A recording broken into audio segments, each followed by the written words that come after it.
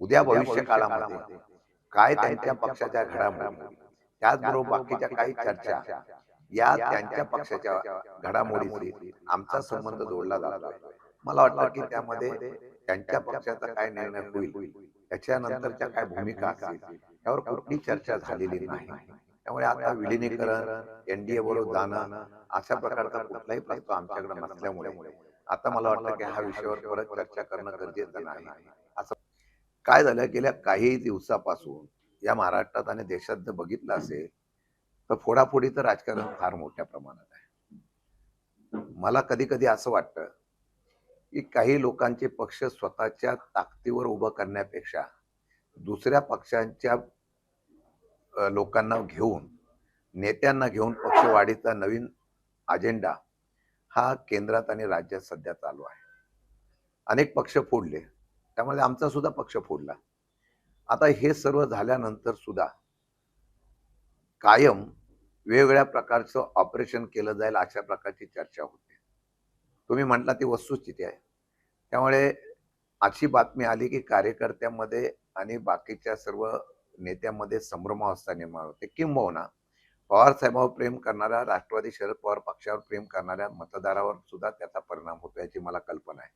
म्हणून ज्या ज्या वेळेला अशा प्रकारची चर्चा होते त्या त्यावेळेला आम्ही पंतप्रधानांमध्ये स्पष्टीकरण केलेलं आहे. मी अध्यक्ष म्हणून जबाबदारीने स्पष्टीकरण केलेलं आहे की अशी कोणती प्रकारची चर्चा नाही. पण मला दिसून येत आहे की पवार साहेबांच्या नेतृत्वाच्या माध्यमातून हा पक्ष वाटचाल करत असताना या पक्षाला आता तशा पद्धतीची चर्चा करून अशा प्रकारची अस्वस्थता निर्माण करण्याचा प्रयत्न होतो का, याचा सुद्धा विचार करावा लागेल. आज तुम्ही प्रश्न विचारल्यानंतर मी एवढंच सांगतो, कुठल्याही प्रकारची चर्चा ही सूत्राच्या त्याचा काल उल्लेख सुप्रियाताईंनी केला. आमच्यापर्यंत अशी कुठल्या प्रकारची चर्चा आलेली नाही.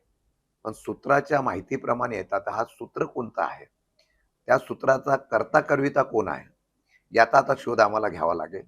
जो सातत्याने 2 महिन्यातून 1 महिन्यातून सातत्याने ह्या बातम्या देण्याचा प्रयत्न होतोय. अजितदादा असताना पक्ष एकीकरण करण्याच्या बाबतीमधला निर्णय झाला होता. उद्या भविष्य काळामध्ये काय त्यांच्या पक्षाच्या घडामोडी, त्याचबरोबर बाकीच्या काही चर्चा या त्यांच्या पक्षाच्या घडामोडीशी आमचा संबंध जोडला जातोय. मला वाटतं की त्यामध्ये त्यांच्या पक्षाचा काय निर्णय होईल, त्याच्यानंतरच्या काय भूमिका असतील, यावर कुठली चर्चा झालेली नाही.